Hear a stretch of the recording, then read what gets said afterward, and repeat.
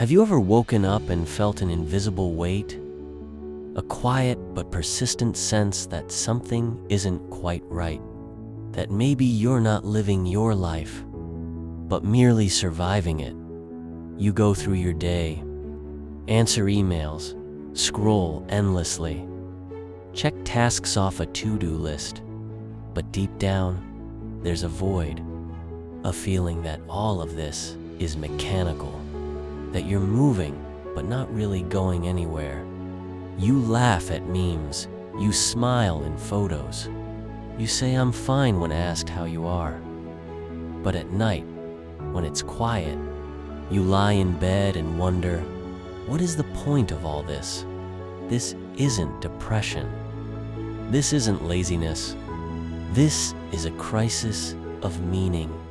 It's something philosophers have been trying to understand for centuries. The Greeks called it ataraxia, the state of serene calm, achieved only when you free yourself from anxiety and illusion. But in our modern world, it feels almost impossible to reach that state. Instead, we drown in comparison, noise, distraction, in a world that constantly tells you to be more productive, more beautiful, more successful. It's easy to lose yourself. Not just your identity, but your ability to ask, why am I here? Think about it. When was the last time you sat in silence? No music, no phone, no podcast in your ears. Just silence. In that stillness, something strange happens. The surface noise fades, and a deeper voice emerges, the voice of your authentic self. But we run from it. We drown it out. Because the truth is, that voice often asks uncomfortable questions. Am I living a life that's truly mine? Or am I just performing? Most people are living out scripts they never wrote, scripts handed to them by parents, society, culture, social media. We follow these invisible checklists: get a degree, get a job, get married, buy a house, have kids, retire, but rarely ask if these things align with our soul. We call it success, but is it? Or is it just social compliance? Here's the hard truth. The world doesn't reward authenticity. It rewards conformity that looks like individuality. You're allowed to be different, but only within approved limits. You can dye your hair, wear quirky clothes, have tattoos as long as you're still playing the same game, still chasing the same things. But what if you stopped? What if you paused long enough to question the whole game? The psychologist Carl Jung said, "The privilege of a lifetime is to become who you truly are." But most people never claim that privilege. Why? Because authenticity is painful. It often means saying no to what everyone else says yes to. It means losing approval. It means walking alone, at least for a while. But on the other side of that pain is freedom. Imagine waking up and feeling at peace, not because everything is perfect, but because you're no longer pretending. You're no longer trying to impress. You're just being. That's the kind of peace no amount of money or success can buy.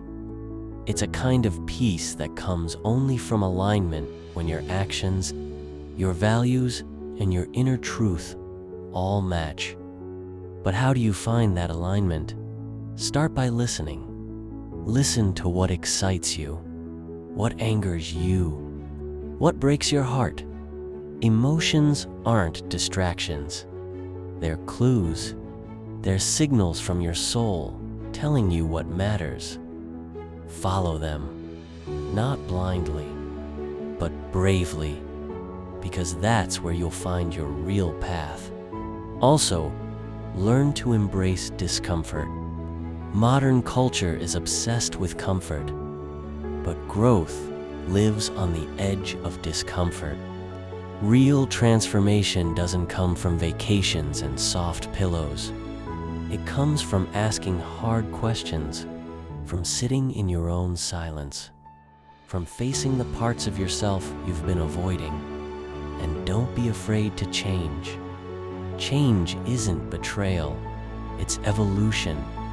You're not here to be consistent. You're here to be true. And truth changes as you grow. What mattered to you 5 years ago might not matter now. That's not failure. That's progress. Another key is solitude. Solitude is not loneliness. It's the space where your soul breathes. We spend so much time consuming content, noise, opinions, that we forget how to think for ourselves. Solitude teaches you how to hear your own voice again, how to trust it, and finally, remember that meaning isn't found, it's created. People waste years chasing some grand purpose, waiting for a sign from the universe. But purpose isn't something you find one day. It's something you build every day through your choices, your actions, your mindset.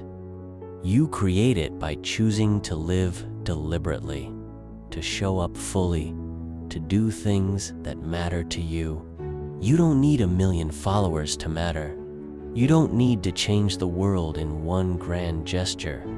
Sometimes, changing one life your own is enough, because the ripple effects of authenticity are powerful. When you live true to yourself, you give others permission to do the same. Now, let's talk about fear. Fear is the main reason we stay stuck. Fear of failure, fear of judgment, fear of being alone. But here's the paradox. The more you try to avoid fear, the more it controls you. Fear doesn't shrink when you run from it. It shrinks when you face it. When you walk straight into it and realize it's not as powerful as it pretended to be. Courage is not the absence of fear. It's the decision that something else matters more. What matters more to you? Living safe or living fully? Comfort is seductive. It lulls you into a slow death, the death of potential, the death of meaning. And one day, you'll wake up and realize you traded your one wild and precious life for likes, validation, and a life that wasn't even yours. Don't let that happen.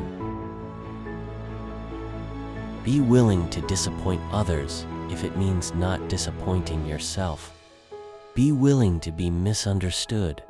Be willing to walk a lonely path for a while, because that's where your real self lives. And that self, that raw, unpolished, imperfect, beautiful self is the one the world needs. The future belongs to the honest, not the loudest, not the most polished, but the ones brave enough to say, "This is who I am. This is what I believe. This is the life I choose." You don't have to have it all figured out. No one does. You just have to be willing to take the next honest step, and then the next, and then the next. Life isn't a problem to be solved. It's a mystery to be lived, a canvas to be painted, a song to be sung, not perfectly, but authentically. And when you do that, when you show up fully, live deeply, love wildly, you don't just exist, you live. So let this be your moment. The moment you stop performing, the moment you start becoming, the moment you remember that your existence is not random, it is poetry. Now go write your verse,